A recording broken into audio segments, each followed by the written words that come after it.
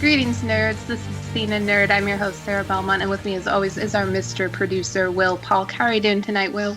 Doing very well, Sarah. How you doing? I'm doing good. It was a good pre-show. Yeah, it was a good pre-show. Are we still here? Once we got rid of all of that lawyer talk, it was great. Yeah.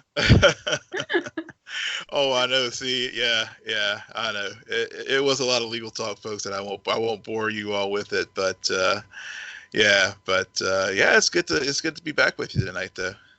It is great to be back, and you want to know why, Will? You want to know why? Because we actually have stuff to talk about tonight. We do. Oh, God. I was so the last few weeks, every time you add stuff to the news, I'm just thinking to myself, really, we're really digging at the bottom of the barrel here, yeah. The worst. And it's, I mean, some of the stuff is just like, yeah, okay. But I pat myself on the back because I added the biggest piece of news, but we'll get to that in a few minutes. First, though, this week, as we're all suffering from our houses, there has been a scandal of sorts going on about our new Barry Allen, our old Barry Allen, our Barry Allen of some form, Ezra Miller. There was an incident. There was a meltdown. Will has all the details. Yeah. So it was he was in Iceland, and he was at a pub there, and it was on April 1st, and everyone, of course, this news broke Monday morning, so most people probably have seen the 7-second or 8-second video of him taking down a woman, in a chokehold, strangled, and gently put her to the ground. And Of course, there was a lot of discussion, especially given that the incident occurred on April 1st. Was this a joke? Was it real? Was it demonic? Possession. Yeah, what's the deal here? And so as of our recording, Ezra Miller has not really said anything about it. And it's and interestingly enough, I guess Variety did confirm that the incident did occur and it was him, and also read in the wrap that the police, no one's been charged. I mean, he hasn't been charged. The woman who was assaulted or allegedly assaulted has not pressed charges. So we're just kind of in this weird holding pattern where everyone is like, what's going to happen with The Flash, and also what's going to happen with Fantastic Beasts, because that's the other franchise. Oh, God forbid. Fantastic Beasts. Oh my God. Wasn't the second one like the worst box office for a Harry Potter movie? I believe so. So. Yeah. I already know what's happening with Fantastic Beasts. There are no that are fantastic. Exactly. And it kills me when you say we're in a holding pattern, because I just finished out. Well, that's everyone's lives right now. I know that. But I get, maybe speaking of that, maybe Warner Brothers. I know John Campea had this thought, and I agree, had the same sentiment. Maybe Warner Brothers is just kind of just hoping that with all the COVID stuff, they can just quietly just let it go, and it'll just sort of fade away, and time will make everyone forget about this, and they can just quietly make the Flash film, and we move past this. So who knows? Well, right now, studios should be reassessing those franchises that have been going downhill or haven't really had, now is the time for a reset, because looking back, we're all going to remember 2020 for multiple reasons. However, when people are actually able to go back to the theaters and able to consume this entertainment and this spectacle that we always talk about, it has to be worth it still. And especially in the beginning months when we go back to the theaters, it really has to be worth the money, because people are going to still be afraid, and no one really knows what that transition period will look like, or even when it'll happen. So So creative juices. Now is the time. You have no excuse. You can't literally leave your home. Yeah, exactly, and you're Um, yeah, yeah. So I mean, and to your point, I mean, this particular film in the DC universe this seems to have been is be so snake bit. I mean, it's been revolving door of directors, of writers, and now you have this on top of it. And so, maybe fate or whatever is just has it writing on the wall. Just stick with the CW, y'all, and just make that show better, and just maybe give up on this feature film for the Flash. right. Yep. But they'll never listen to us. In other news, SNL will return this weekend. So are they doing what the WWE did recently and pre-taping these? No. So this is, from what I gather reading the report today, it looks like it's possibly a one-off. Could be more, but those, obviously, I think they're going to go the route that some of the talk shows have been going, which is maybe utilizing Zoom, as we talked about in the pre-show, where everybody's using Zoom these days, but putting together some physically distant sketches. Weekend Update will be a part of the show this weekend. It will air live East Coast, be taped delayed on West Coast. But Saturday Night Live is known more for it. I think it's opening sketches and viral posts that we see Sunday morning than actually anybody actually watching the show. So, I mean, this last month is going to give them the sketches they can do with social distancing. It's just going to be a must-watch event that I think we'll see on the Twitter timelines on Sunday morning of everybody reposting whatever they come up with. Yeah, I think people are just starved for entertainment right now, and so if they are able to do that and break their former model, as you mentioned, other talk shows specifically are doing and getting really good results, in my opinion, then yeah, I think there'll be ample amount of content that occurs, and I know a lot of people in watching WrestleMania as pre-taped, a lot of people were impressed, to say the least. Now, granted, I suspect most people had low expectations. Yeah. Because it's never happened before, and what is it going to look like? And that show, the performers feed so much off of the audiences and the pops, as they call it, as the kids call it, that to not have that is awkward. And from what I hear, everyone overall seems to have enjoyed what they produced for that for their Super Bowl. Yeah. So interesting. And it's funny because it's something at work. So for those of you who don't know, I work in HR, and we constantly remind ourselves we are still recruiting employees. Yeah. Despite everything, we're still hiring. And on that note, people are still getting cast to do things, even though we don't really understand production schedules right now. Yeah, really. Yeah. So Lisa Kudrow has joined the Netflix show Space Force with Steve Carell. I heard about this, Will. So it's the Office version, a version of The Office in space. Yeah. So I guess it's Greg Daniels, who actually was one of the producers on The Office team, and it looks like Steve Carell plays a colonel who is part of the new Space Force, the Trump Space Force. Not to get political or anything, but and Lisa Kudrow apparently has been cast to play his wife. Yeah. I don't know. And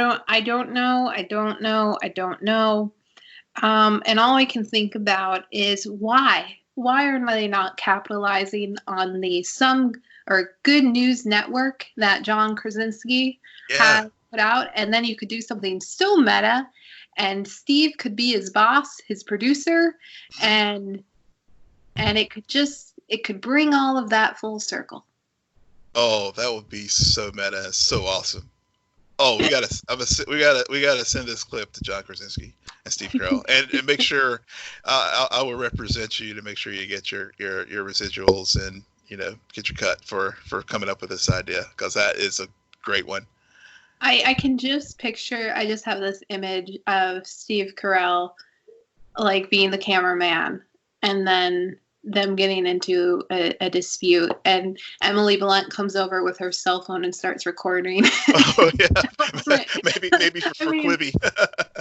The beauty of having a superstar couple, both of them are famous and know how to act. No. Also, this caught me off guard. It's not that I forgot about this show, but I didn't really expect them to come out with a sequel. And it feels soon, but I feel as if it was a good year or a year and a half ago that this series first dropped. But Homecoming on Amazon did get a season 2, and they dropped the trailer for it this week. Now, here's what I'm noticing, Will. Yeah. When I sit down to watch trailers, I no longer watch the full trailer. I watch until I feel as though I understand the plot synopsis that a trailer is supposed to give you, and then I turn it off. Mm-hmm. Fascinating technique. Very fascinating. Very fascinating.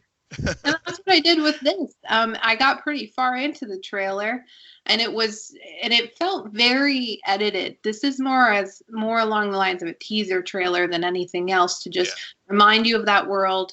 It really does feel connected to it. It's been a while since I watched the show, but it felt as though same universe. Yep. It is the same universe. Yeah. Well, yeah, but you know how sometimes, especially when there's a long period,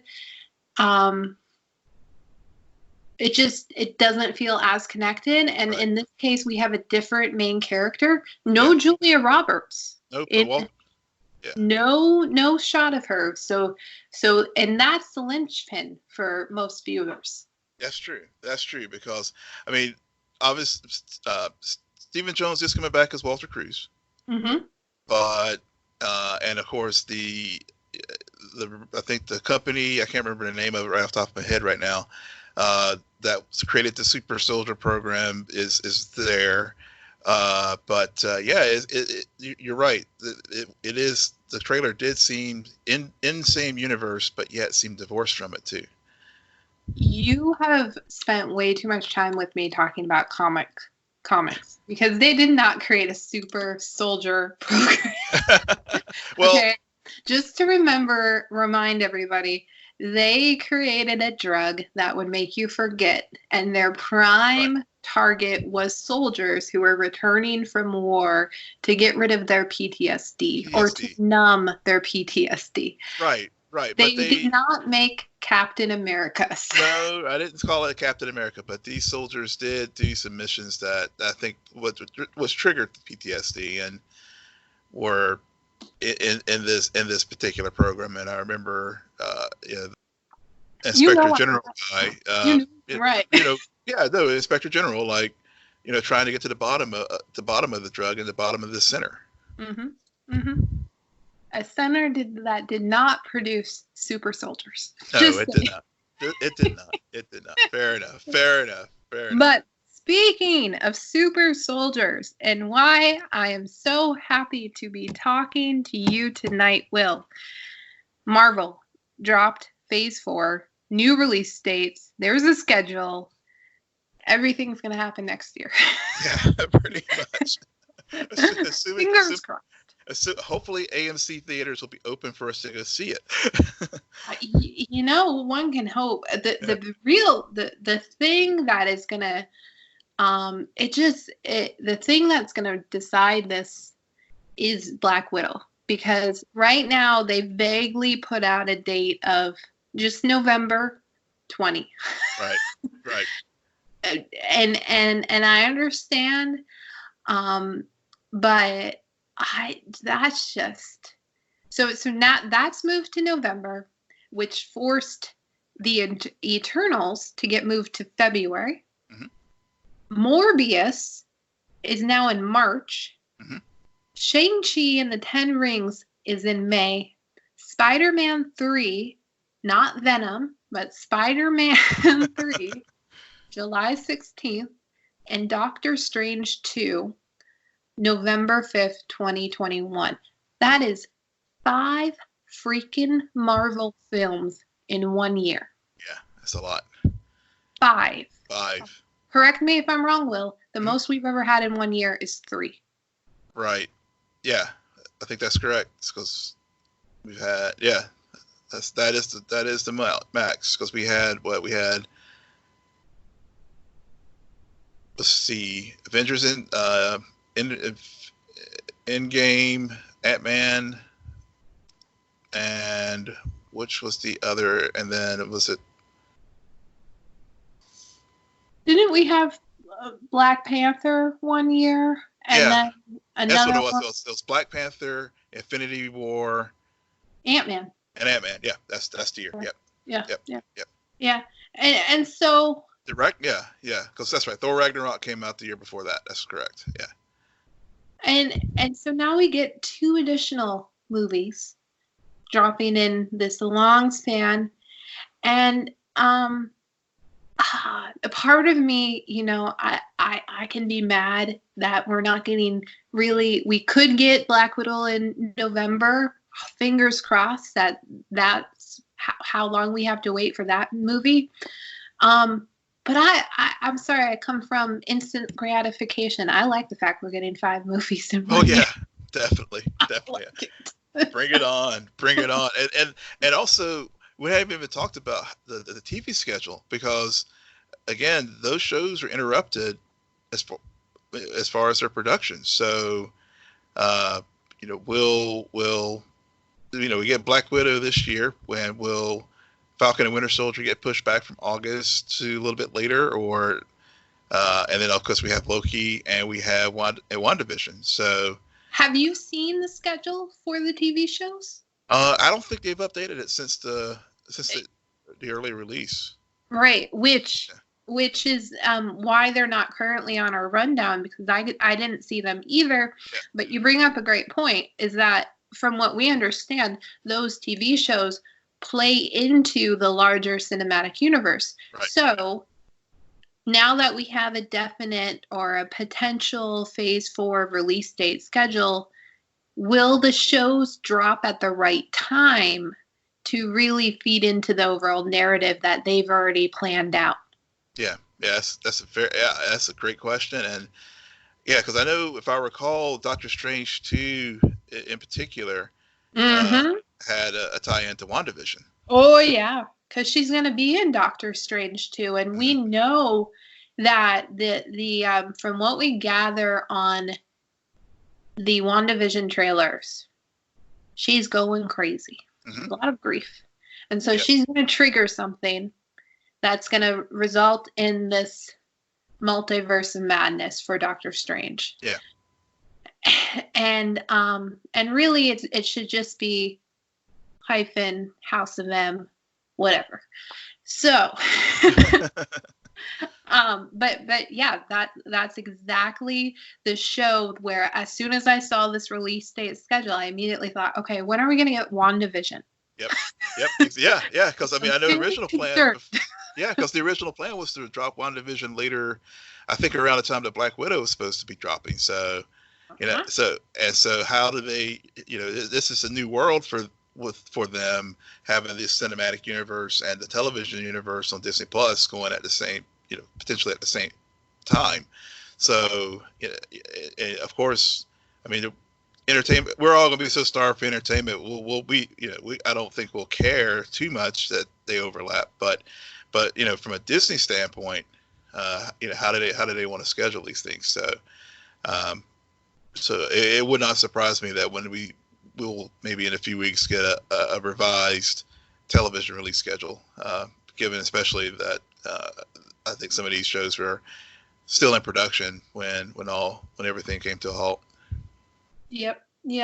And just because we're getting 5 movies in 2021 does not mean that 2022 will be another 2020. No, we're still getting 3 movies in Mhm. 2022. We're getting Thor in February. The one release date that I had a problem with. You want to know why? Because this is Thor 4, God of Love and Thunder. Mhm. They're dropping it on February 28th. What the heck? Yeah, yeah. I don't know what day of the week February 14th is that year, but why the heck not? Yeah, It's exactly. a Valentine's Day movie. Totally. Totally. They missed their opportunity there. They totally Oh, missed their opportunity. so mad about that. And then Black Panther 2, May 6th, and Captain Marvel 2, July 8th. Oh, it's building. It's building. Yeah. I I really like it how it's all laid out, and next year it's going to be a lot of new stories, new characters, and then we're going to get hit with Thor, Black Panther, Captain Marvel, the return of the greats. And so just looking at the schedule on paper, it's building, and I Yeah. love that feeling. Yeah. Very exciting. Very much so. Very much so. And then, and after that, we'll get Blade, and then so there's even the next phase. Mm-hmm. Yeah, I mean it's just granted everything's come to a halt this year, but man, it's going to be awesome the next 2 after that.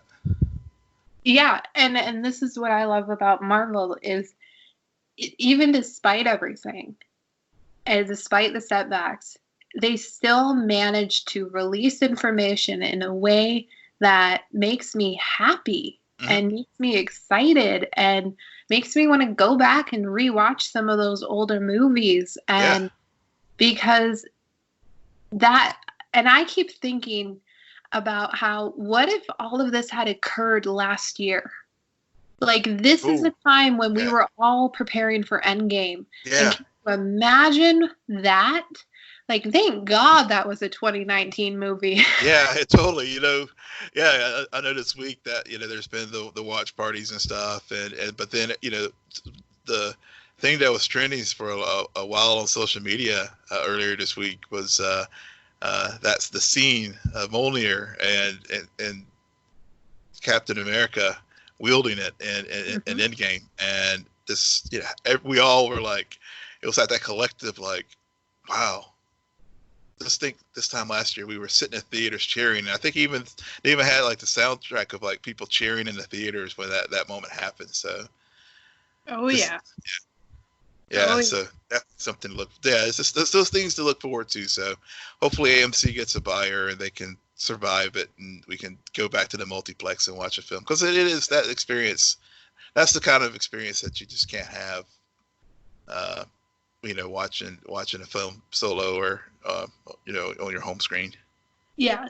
Those viewing parties were not social distancing appropriate, which is probably why we now have to deal with COVID. It's because there were sold out theaters for months with people just sitting like less than a foot apart. Like a can of sardines. Yep. All to see one 3-hour movie.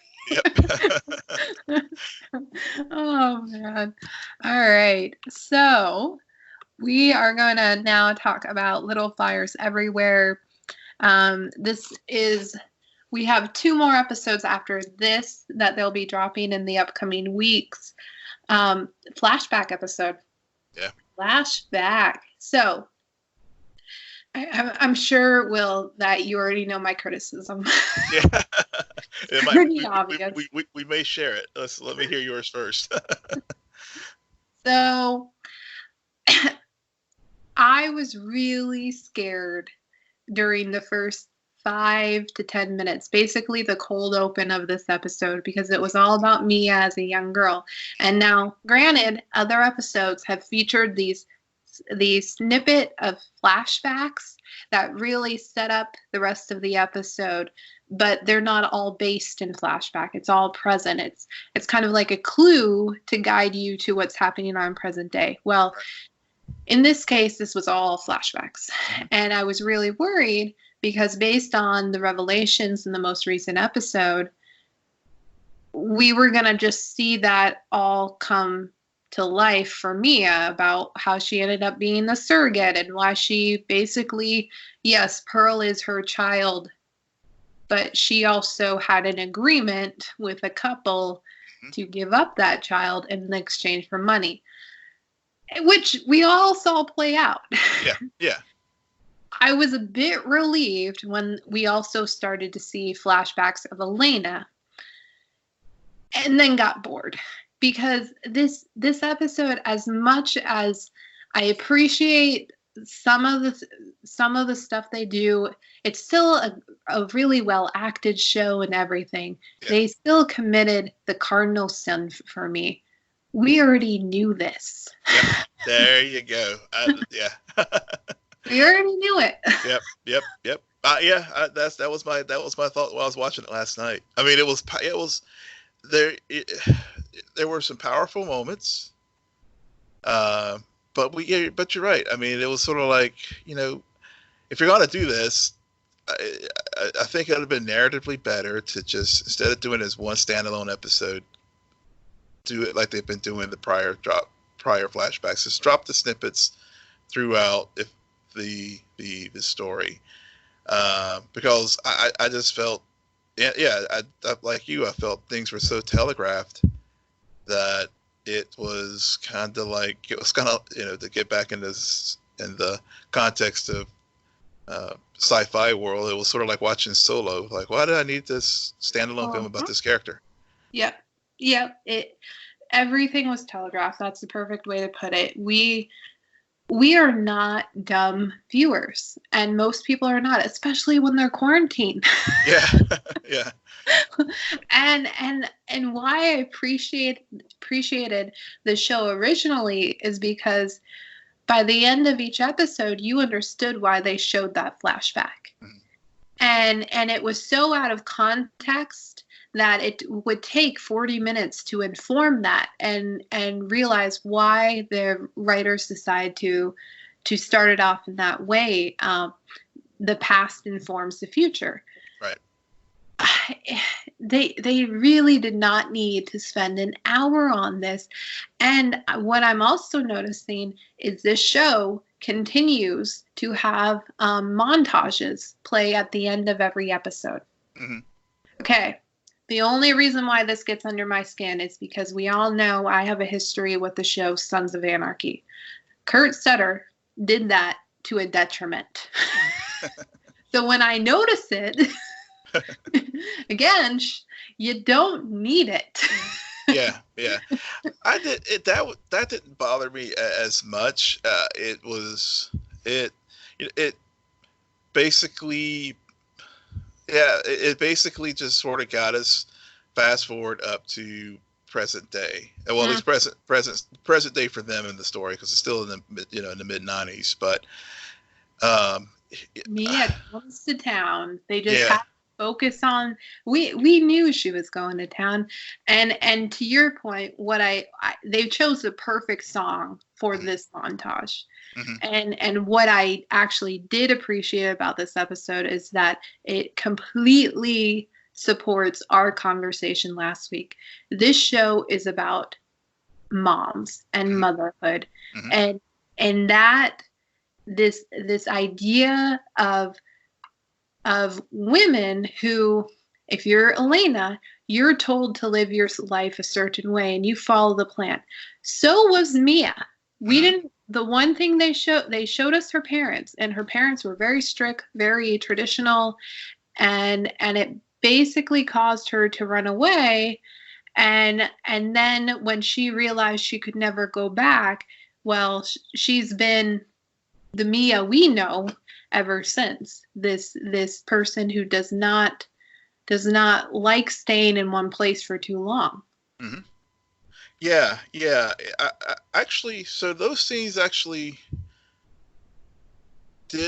I was okay with that, given that context, and also it was just cool. It was her relationship with her brother in particular, was to me was what stood out for Mia, and sort of him sort of being that bridge between her wanting to, you know, she's more non-traditional and was wanted to be free and go to New York, and his parents, and especially the scene where he finally does visit her in the city, and that by that point she is pregnant as a surrogate mom, Mm-hmm. and it, you know, and it calls back to earlier parts in the episode where, you know, there was this again, there was like this whole notion that, okay, if you go to the city and you're going to pick, you know, you're picking a profession where you're not going to make any money, so you're going to end up either as a hooker or a lesbian. And then whenever she was trying to, you know, whenever they saw each other and he saw her, it was, you know, his parents. On the one hand, he was still the supportive brother who, you know, offered to give her cash back in the day and said, do what you need to do to support yourself. But then, you know, his parents came out in that same sentence when, you know, she tried to, that she's like, she's pregnant, and he, you know, he automatically assumes the worst. And so it just basically shut down the opportunity for her to explain, listen, I took your advice, and this is how I'm surviving to make my way in the world. Yeah. She does make more sense Mm-hmm. to an extent, even though a lot of it was telegraphed and they ruined their previous structure. Her actions became much more understandable, and Mm-hmm. also how she got there, how she got to this point in her life, and it's just, and I appreciated that. But having Elena then and showing what she went through simultaneously with her life, and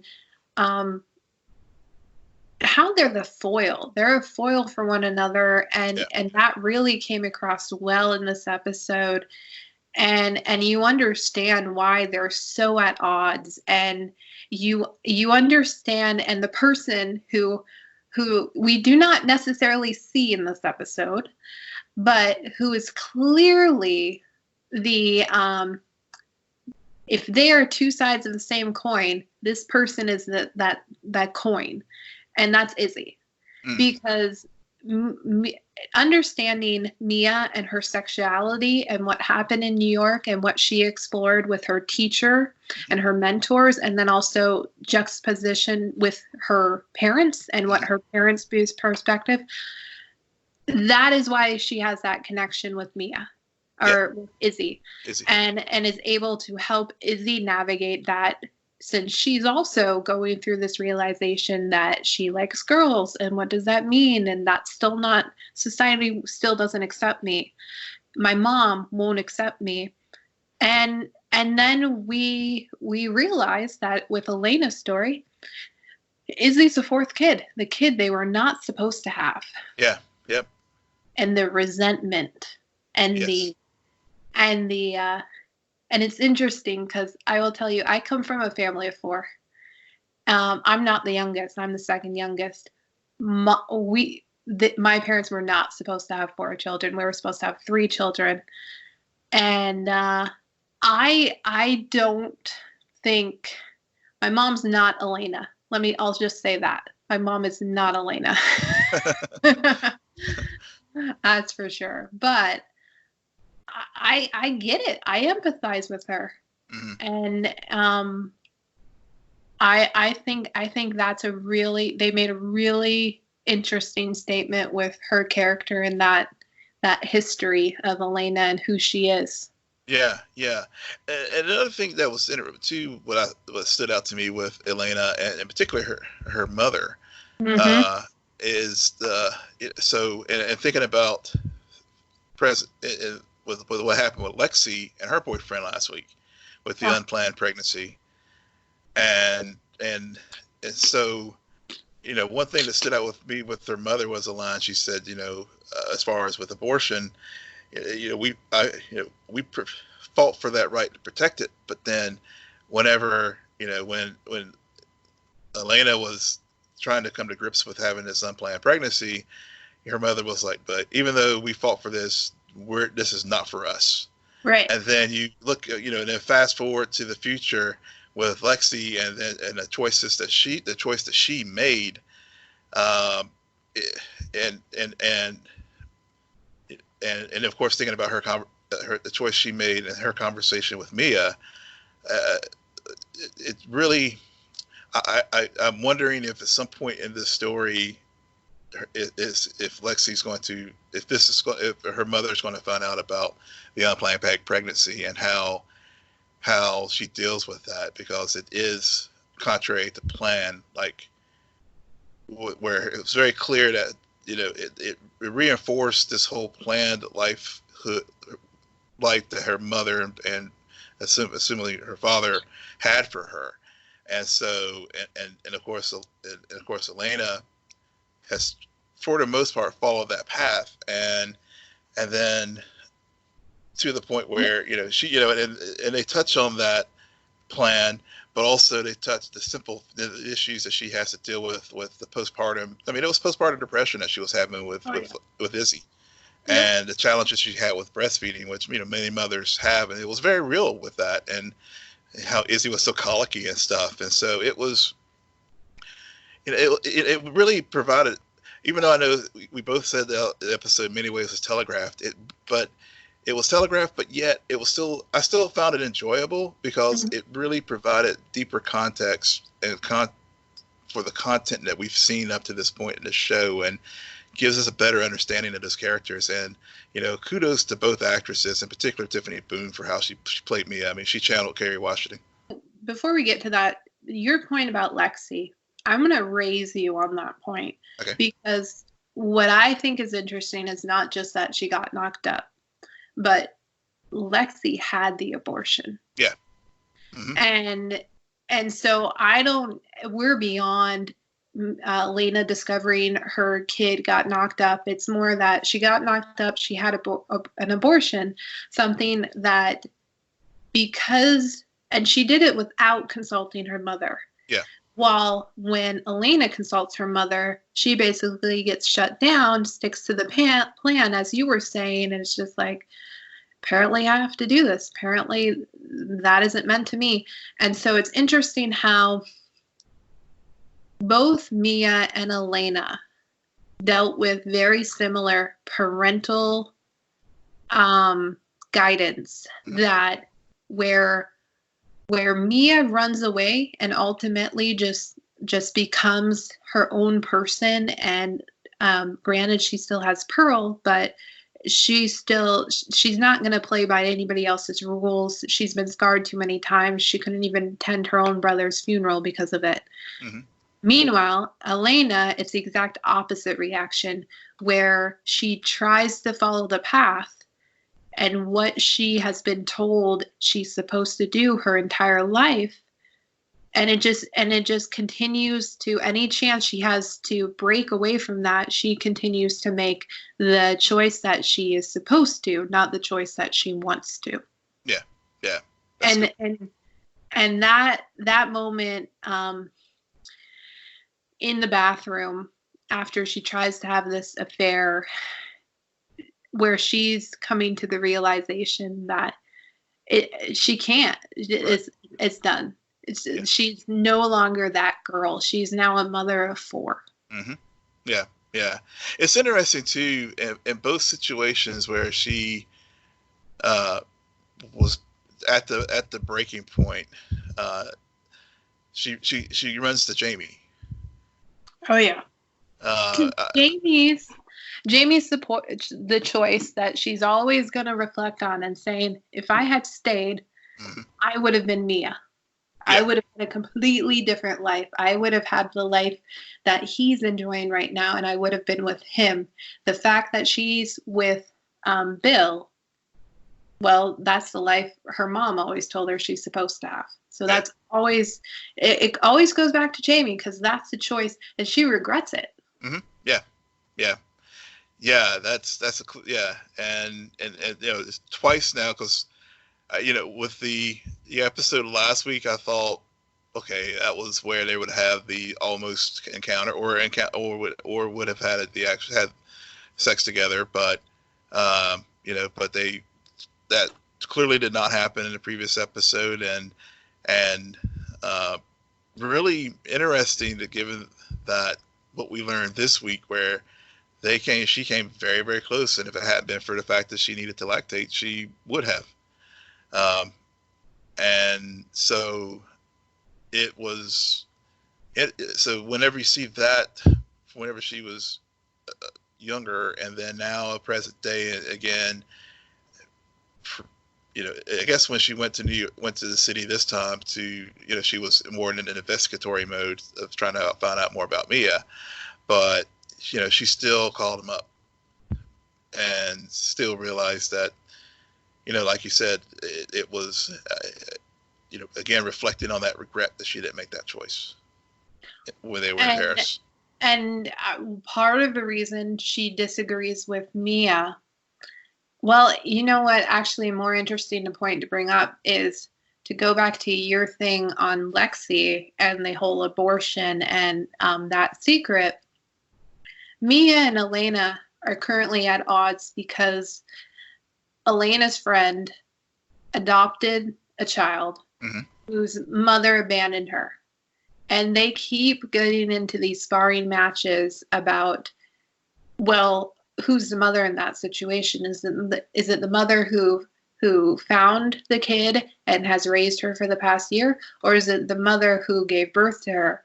Well, you're dealing with Mia, who was a former surrogate, ran away with her baby because she knows at the end of the day that is my blood. That is my child. That is my maternal instinct. On the other hand, you have Elena, who resents her children. Yeah. She resents her. She loves them, but she resents having them because they prevented her from living the life she wanted to have with Jamie. Mm-hmm. And so she wanted to give, like, I'm sure if her mother told her, she's like, well, just have Izzy and then give Izzy away. Yeah. like because and she was told and many years based on that conversation with her mother, you have the children, they are yours, but you have to take care of them. They're your responsibilities. There's no giving this up. Like, there's no, there's another way. So I think overall, this episode did a good job of really making that crystal clear to the viewers about why they were on such opposite sides of that issue, and it's nothing to do with the fact that they both are friends with the opposite parties or anything, and everything to do with their own baggage as being moms. Yep. Yeah, I can't. I mean, I can't really add more to that. I think that you really hit the crux of the purpose of this episode, and really how it illustrates everything we've seen up to this point in this series. Yeah, and we got, again, 2 more episodes to go, a lot more fires to ignite. It will escalate, and I hope that the finale isn't telegraphed. I hope there is something that catches us all off guard, and it makes that first scene in the pilot. It really makes us understand, because Elena was out of it during that scene where she's just thinking about everything and completely unhinged. So the last thing we have to talk about, there's been a lot of watch parties. There's been a lot of boredom, and I know some listeners have asked us to do some Arrow Flash watch party, but Will, what are your thoughts about diverting from our scheduled content or structure?